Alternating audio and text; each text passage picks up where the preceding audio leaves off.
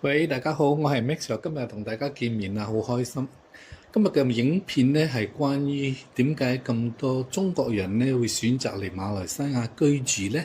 希望呢個影片能夠提供多少嘅意見，仲有點解啲中國遊客、中國人會選擇逗留喺馬來西亞呢？記得喺呢個影片開始之前，能夠得到大家嘅支持，點讚、訂閱、分享下我嘅頻道啦，多謝晒。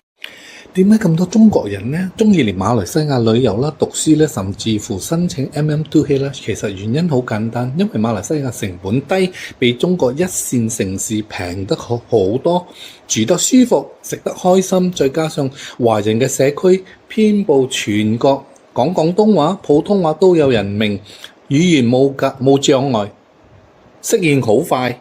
咁飲食方面啦，中菜啦、涼野菜咧、馬來美食啦、印度餐應有盡有，口味親切，唔使擔心冇胃口嘅問題。文化上，馬來西亞華人保留咗好多傳統嘅節日同價值觀，令人好有歸屬感啊！教育方面啦，國際學校啦，多元化嘅選擇啦，英文環境對下一代嘅學習好有幫助。最重要係馬來西亞對中國人免簽證啊！旅遊啦同長期居留方面又安心啦，真係唔誇張，可以話中國人嘅第二個家。咦，大家好啊，我係阿 Max，今日咧想同大家分享下，有一對父母咧特登從廣東啊佛山飛過嚟吉隆坡啊嚟呢度同佢個仔啊一齊嚟慶祝農曆新年啊！佢哋係第一次嚟馬來西亞嘅老人家，所以我哋亦期待佢哋有睇下佢哋啲老人家喺馬來西亞有咩感受呢？真係估唔到啊！而家先係1月頭。但係吉隆坡呢度嘅新年氣氛竟然仲勁過國內。我同老公啱啱去咗柏威年 Pavilion 嗰邊，周圍已經全部換晒紅當當嘅裝飾，周圍都係大紅燈籠、牡丹花，仲有嗰隻金燦燦嘅金馬獎，真係超浮誇、超靚。最震撼係我哋行下街，竟然已經有醒獅表演，喺鑼鼓聲震天嘅掣。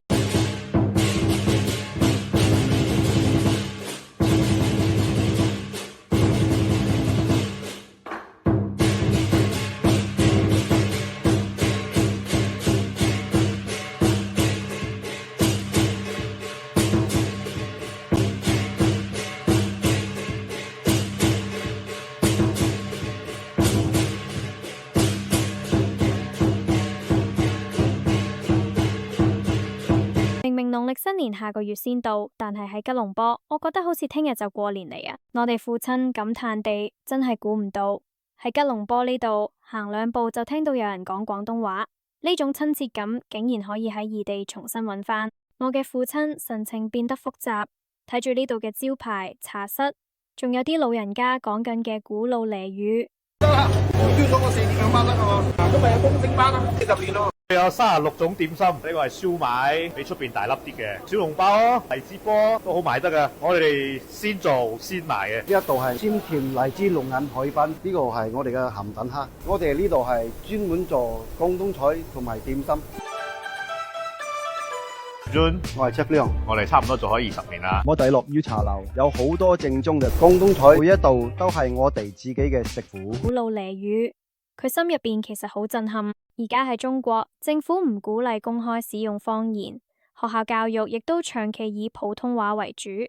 細路仔由細到大都係講普通話，慢慢已經唔識，甚至唔再講廣東話。我嘅父親眼神變得失落。身為一個廣東人，見到自己嘅文化喺第二度嘅繁榮，我當然會開心。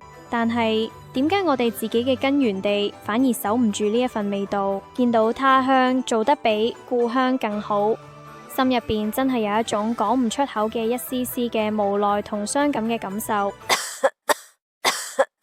眨下眼，我喺吉隆坡已經住咗成個月啦，仲有2-3個禮拜先到年初一，但我已經超級期待，因為我個仔啲朋友話一定要帶我體驗下撈生。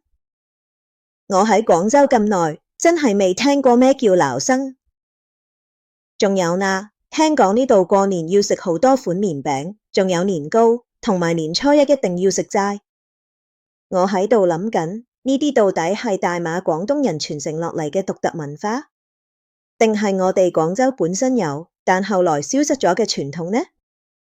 睇到街頭咁熱鬧，見到大馬華人對傳統嗰份熱情同堅持，我終於明白點解個仔咁鍾意呢度，所以我同老公決定咗延遲回程。